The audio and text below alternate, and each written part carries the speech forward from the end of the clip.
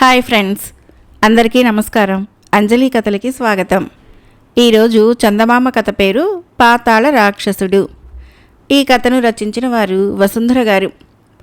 మగధ దేశపు రాజు శక్తిసేనుడి పరిపాలనలో కలతలు బయలుదేరి వేరు తరగతుల మధ్య కలహాలుగా పరిణమించి అరాజక పరిస్థితి ఏర్పడింది. అన్ని మతాల వారు, వృత్తుల వారు, కులాల వారు తమ తమ వృత్తులకు, వ్యాపకాలకి ఉద్వాసన చెప్పి యుద్ధానికి దిగినట్టుగా తయారయ్యారు. ఈ పరిస్థితిని అదుపులో పెట్టడానికి శక్తిసేనుడు ఏవో శాసనాలు చేశాడు. కానీ ఆ శాసనాల ఆధారంతోనే ప్రజలు మరింతగా అంతఃకలహాలు కొనసాగించారు. రాజు తన అసమర్థతను గ్రహించి మంత్రి, పురోహితుడు అయిన యజ్ఞశర్మను ప్రజా జీవితం ఇలా కంటకప్రాయం అయిపోతున్నదేంటి, ఈ పరిస్థితుల్లో సరి అయిన పరిపాలన జరగాలంటే ఏం చేయవలసి ఉంటుంది అని అడిగాడు. దానికి యజ్ఞశర్మ, రాజా, నీ అనుమానాలు తీరగలందులకు ఒక చిన్న ఇతిహాసం చెబుతాను, శ్రద్ధగా విను అంటూ ఇలా చెప్పసాగాడు. పాతాళలోకంలో రాక్షస రాజ్యము సుభిక్షంగా ఉండే రోజుల్లో అఘోరుడు అనే రాక్షసుడు అల్లర్లని లేవనెత్తి అలజడి కలిగించసాగాడు. అది చూసి రాక్షసరాజు అఘోరుణ్ణి పాతాళం నుంచి బహిష్కరించాడు. ఆ విధంగా అఘోరుడు భూలోకానికి రావటం జరిగింది. వస్తూనే వాడు ఒక ఎడారి ప్రాంతంలోకి అడుగుపెట్టాడు. అక్కడ వాడికి ఏ విధమైన తిండి దొరకక మనుషులుండే ప్రాంతాలకి వచ్చి అందిన మనుషులను విరుచుకొని తినసాగాడు. అందువలన భూలోకంలో పెద్ద సంచలనం కలిగింది. అఘోరుడు ఎప్పుడు ఏ ప్రాంతానికి వస్తాడో తెలియదు, ఏ క్షణాన ఎవరికి చావు మూడుతుందో తెలియదు. భూలోకంలో చాలా దేశాలున్నాయి. ఎవరి భాష వాళ్ళది, ఎవరికి వాళ్లే అందరికన్నా గొప్పవాళ్ళు. ఏ రెండు దేశాలకు పడదు. ప్రతి దేశము ఇతర దేశాలని జయించి వాటిపై పెత్తనం చెలాయించాలని చూస్తుంది. అందుచేత తరచుగా యుద్ధాలు జరుగుతుంటాయి. అందులో పైచేయిగా ఉండటానికి కొత్త కొత్త మారణాయుధాలు కనిపెట్టబడుతూ ఉంటాయి. అఘోరుడు భూలోకానికి వచ్చిన తొలి రోజుల్లో అనేక మంది వీరులు ముందుకు వచ్చి తమ తమ దేశాలని వాడి బారి నుంచి కాపాడటానికి ప్రయత్నించారు. కానీ తాడి చెట్టు ప్రమాణం గల అఘోరుడి శరీరము మామూలు ఆయుధాలని లక్ష్య పెట్టేది కాదు. వాడు భూలోకంలో విచ్చలవిడిగా సంచరిస్తూ అలజడి కొనసాగిస్తూనే వచ్చాడు. వ్యక్తుల శౌర్య పరాక్రమాలు రాక్షసుడి మీద పనిచేయవని, ఈ రాక్షసుడి వలన అన్ని దేశాల ప్రజలకు ప్రమాదమేనని స్పష్టమైంది. అప్పుడు దేశాల రాజులందరూ ఒకచోట సమావేశమై కర్తవ్యం గురించి చర్చించారు.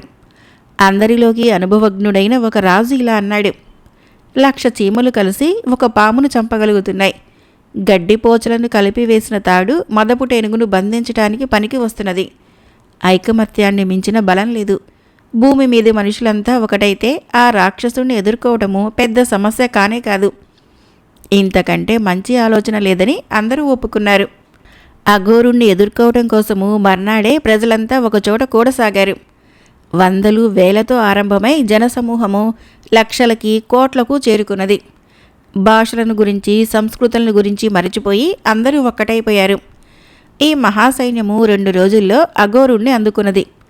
వెంటనే రాక్షసుడికి, జనసమూహానికి యుద్ధం ఆరంభమైంది. వాణ్ణి చూసిగాని, వాడి పాదాల కింద నలిగి చస్తామని కానీ ఎవ్వరూ భయపడలేదు. క్షణాల మీద పోయి అఘోరుణ్ణి అపాదమస్తకము మనుషులు కమ్మేశారు. అంతటి రాక్షసుడు తన జీవితంలో మొదటిసారిగా భయం అంటే ఏమిటో తెలుసుకున్నాడు. ఇంతమంది జనం ధాటికి తన వజ్ర శరీరం కూడా తట్టుకోలేదని వాడికి తెలిసిపోయింది. అందుకని వాడు జనాన్ని ఎదుర్కొనే ఆలోచన కట్టిపెట్టి పరుగు లంకించుకున్నాడు. పరిగెడుతున్న వాడి కాళ్ళ కింద ఎందరో నలిగి చనిపోయారు. వాడి శరీరం మీదకి పాకిన మనుషులు కిందకి దూకి కాళ్ళు చేతులు విరుచుకున్నారు. అయితేనేం, ప్రజలకు వాడి పీడ వదిలింది. అటు తర్వాత అఘోరుడు మనుషుల్ని ఎదుర్కోవడానికి 2-3 ప్రయత్నాలు చేసి ఘోరంగా దెబ్బతిని చావు తప్పి కన్నులొట్టపోయినట్లయ్యాడు. తర్వాత వాడు అరణ్యాలని ఆశ్రయించి తన జీవన విధానం మార్చుకొని పొదుపుగా జంతువుల్ని చంపి తినసాగాడు. లేకపోతే వారం రోజుల్లో అడవంతా ఖాళీ అయ్యి తాను తిండికి మారవలసి వస్తుంది. అయితే వాడికి నరమాంసం మీద భ్రాంతి తగ్గలేదు. వాడి అదృష్టం బాగుండి ఒకసారి అడవిలో వాడికి ఒక ఆడది కనిపించింది. ఆమెను తిందామనే ఉద్దేశంతో వాడు చెయ్యి చాచి ఆమెను పట్టుకున్నాడు. అంతలోనే ఆ ఆడది రాక్షసిగా మారిపోయి వాడికి దిగ్భ్రమ కలిగించింది. ఆ రాక్షసిని వాడు పాతాళలోకంలో ఎరుగును. ఆమె పేరు అఘోరిక. ఆమె ఇలా అన్నది: నువ్వు వెళ్ళిపోయాక పాతాళలోకం చిన్నబోయిందనిపించింది. నిన్ను వెతుక్కుంటూ ఇలా వచ్చాను. ఎందుకైనా మంచిదని మనిషి రూపంలో వచ్చాను. అఘోరుడు ఆమెకు తన భూలోకపు అనుభవాలు చెప్పాడు. అఘోరిక నవ్వి, వెర్రివాడా, మనుషులు బలగం గలవాళ్ళు కాకపోయినా తెలివిగలవాళ్ళు. వాళ్ళని బలంతో కన్నా తెలివితో ఎదుర్కోవాలి. మనం వాళ్ళ మధ్య వాళ్ళ రూపాలతోనే నివసిస్తూ వాళ్ళని మోసం చేయాలి. అప్పుడు జీవితము పాతాళలోకంలో కన్నా బాగుంటుంది అన్నది. రాక్షసులిద్దరూ మానవ రూపాలు ధరించి మానవుల మధ్య జీవించసాగారు. మనుషులకు తెలివితేటలు ఉన్నాయేమో కానీ వాళ్ళు వట్టి స్వార్థపరులని త్వరలోనే వాళ్ళకు తెలిసిపోయింది. వాళ్ళు మనుషుల స్వార్థాన్ని అవకాశంగా తీసుకొని మనుషులను ఒకరి మీద ఒకరిని రెచ్చగొట్టసాగారు. ప్రజలలో మళ్ళీ అన్ని రకాల భేదాలు వచ్చేశాయి. భాషా భేదాలు, జాతి భేదాలు, కుల భేదాలు, మత భేదాలు.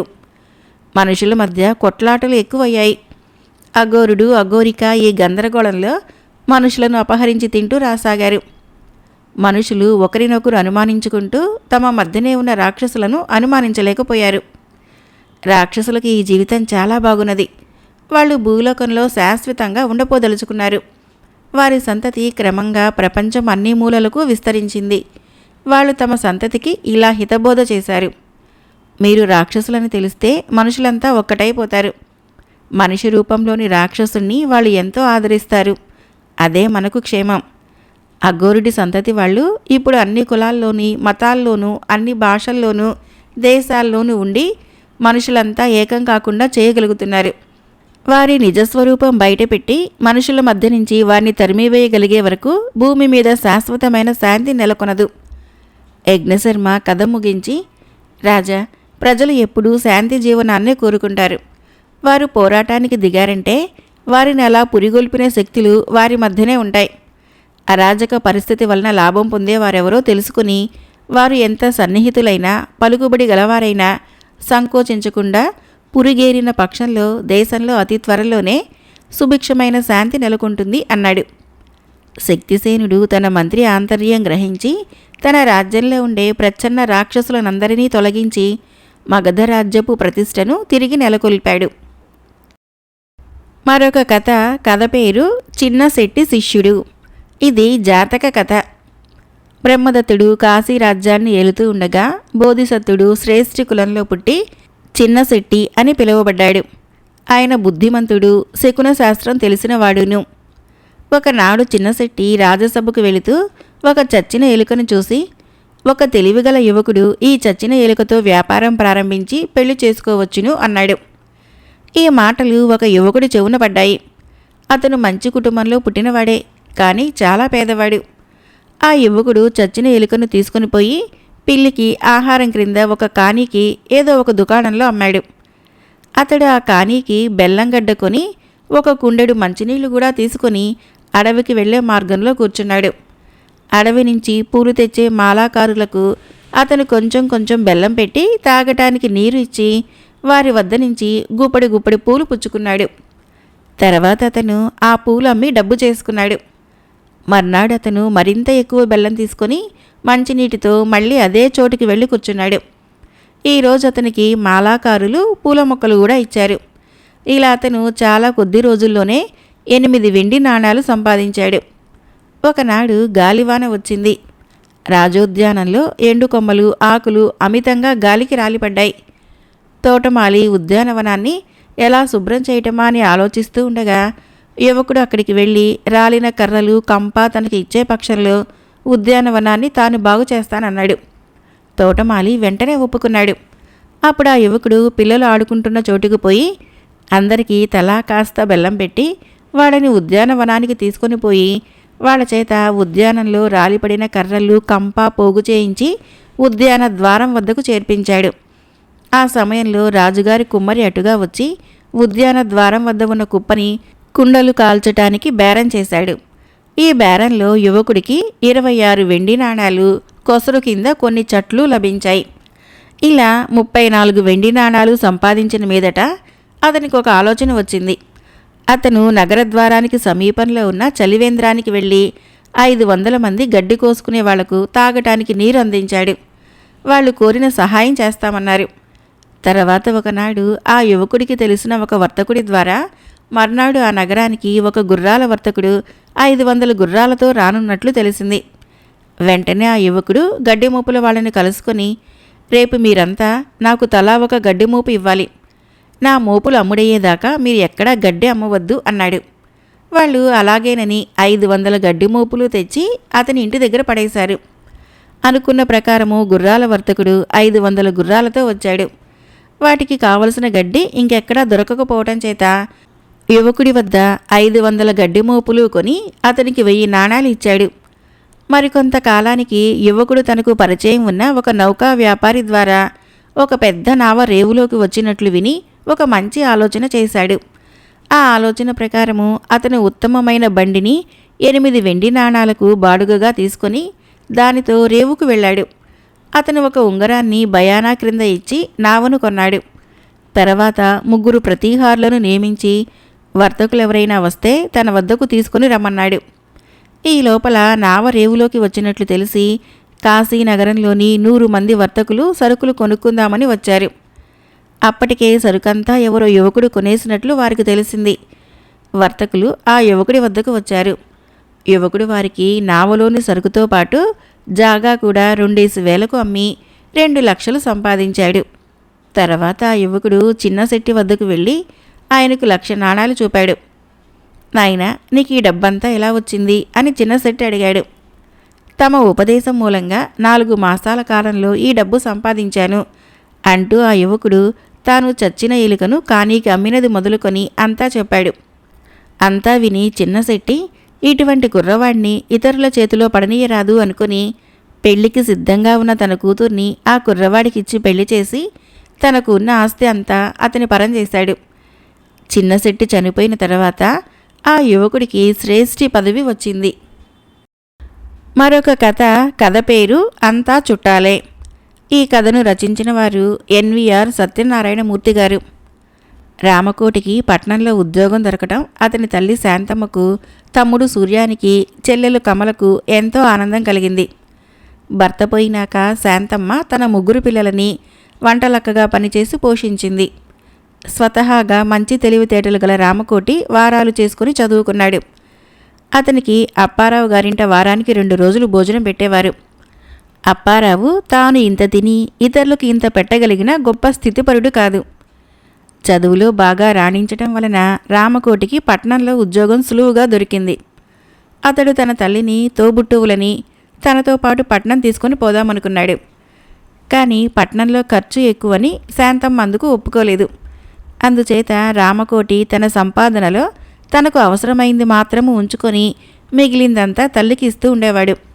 దానితో ఆమె ఇంటికి కావలసిన హంగులన్నీ సమకూర్చుకొని తన కొడుకు హోదాకు తగ్గట్టుగా ఇల్లు తీర్చిదిద్దింది. కొడుకు పోరగా ఆమె వంటలక్క పని మానేసింది. సూర్యము ఏదో వృత్తి విద్య నేర్చుకోసాగాడు. కమల కుట్టు పని, సంగీతము నేర్చుకోసాగింది. రామకోటి ప్రతి వారము ఇంటికి వచ్చేవాడు. ఒకసారి ఇలాగే అతను పట్నం నుంచి ఇంటికి వచ్చేసరికి ఎవరో ధనికురాలు ఇంట్లో కనిపించింది. శాంతమ్మ రామకోటికి ఆవిడను పరిచయం చేస్తూ, కోటి, ఈవిడ మీ నాన్నగారికి అక్క అవుతుంది. తన కూతుర్ని నీకు ఇస్తామని అడగటానికి వచ్చింది అన్నది గొప్పగా.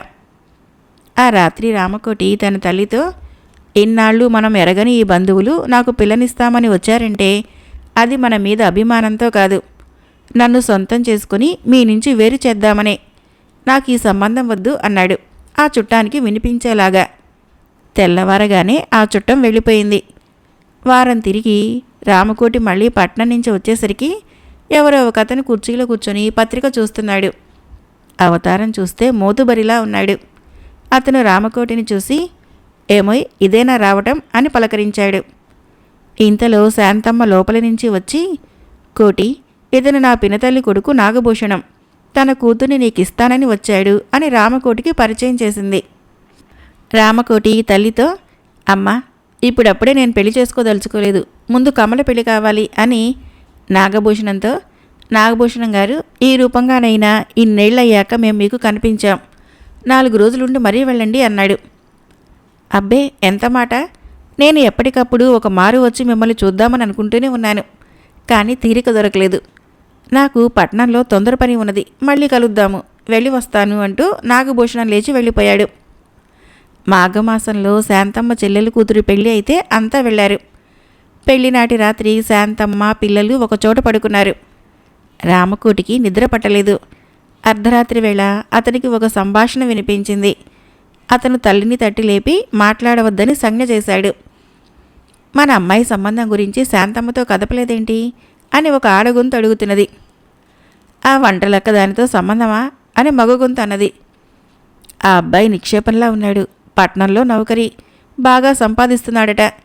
మన అమ్మాయినిచ్చినాక అది మన వాడి చేత ఎలాగూ వేరు కాపురం పెట్టిస్తుంది అన్నది ఆడగొంతు.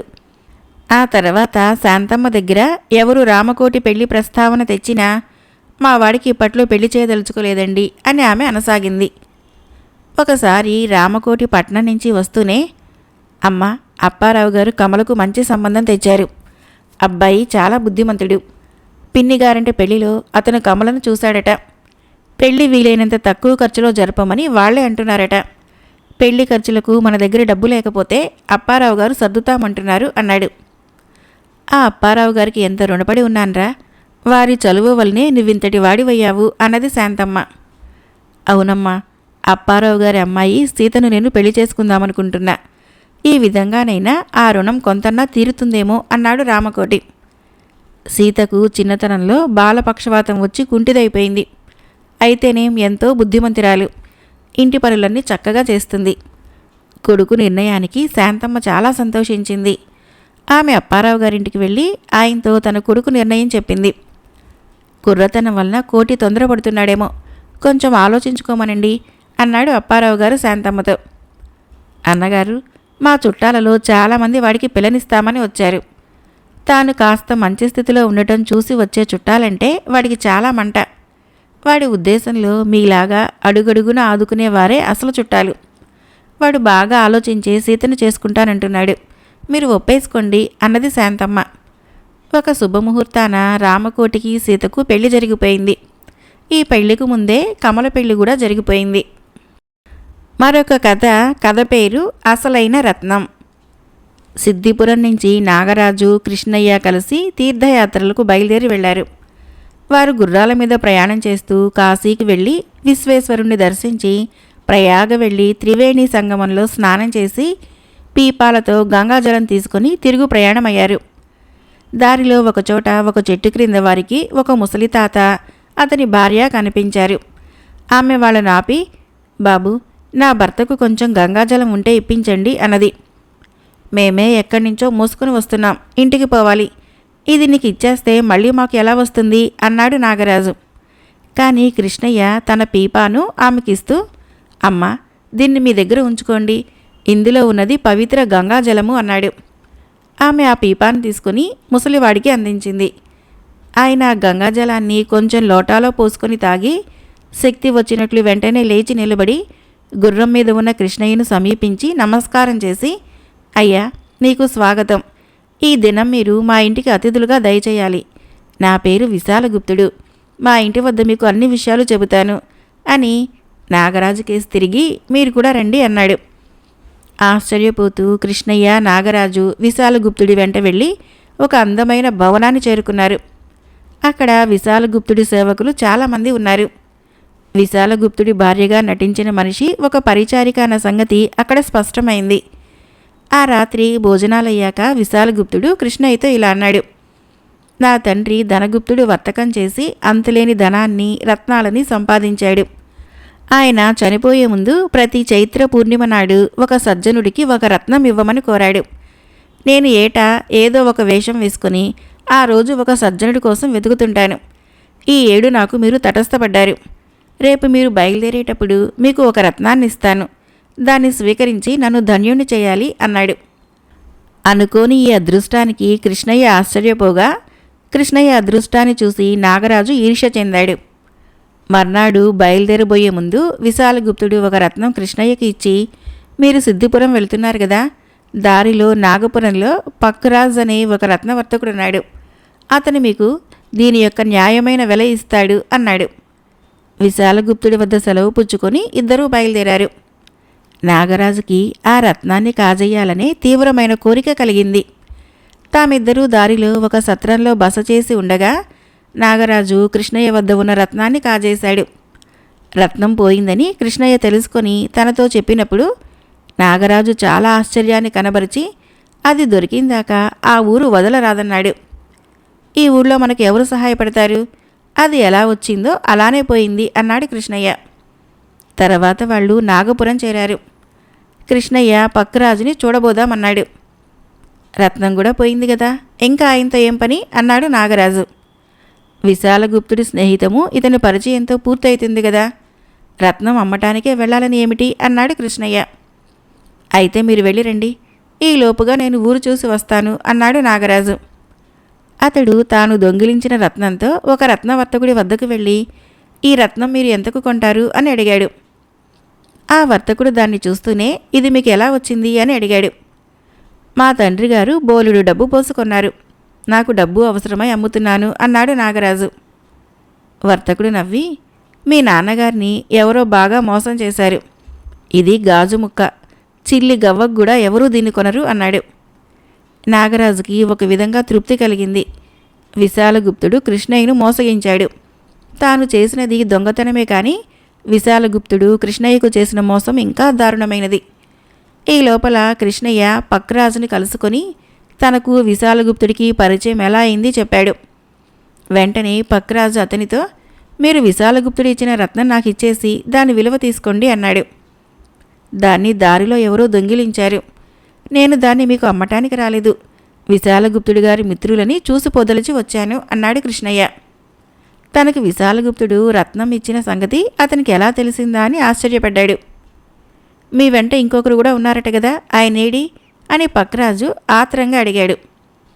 ఊరు చూస్తానని వెళ్ళాడు అన్నాడు కృష్ణయ్య.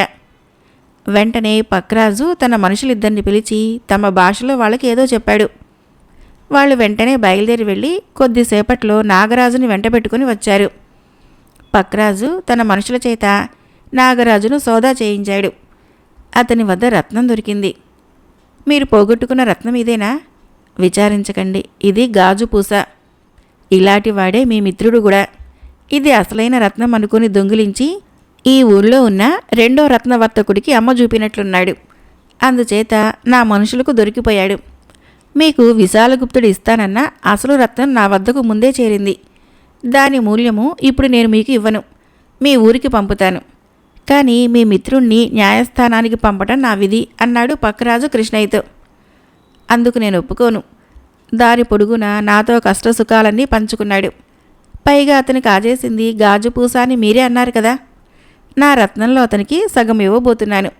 నా మీద దయ ఉంచి నా మిత్రుని మీద దొంగతన నేరం మోపకండి అని కృష్ణయ్య పక్కరాజుని వేడుకున్నాడు. సిద్ధిపురం చేరగానే కృష్ణయ్యకు రత్నం విలువ ముట్టింది. అందులో సగము నాగరాజుకి ఇయ్యబోతే, నేను చేసిన దుర్మార్గానికి నన్ను ఖైదీ నుంచి కాపాడావు, అంతే చాలు అన్నాడు నాగరాజు కృష్ణయ్యతో.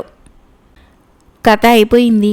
ఫ్రెండ్స్, నా కథలు నచ్చినట్లయితే మన ఛానల్ని తప్పకుండా సబ్స్క్రైబ్ చేయండి, లైక్ చేయండి, షేర్ చేయండి, కామెంట్ చేయండి. Thank you.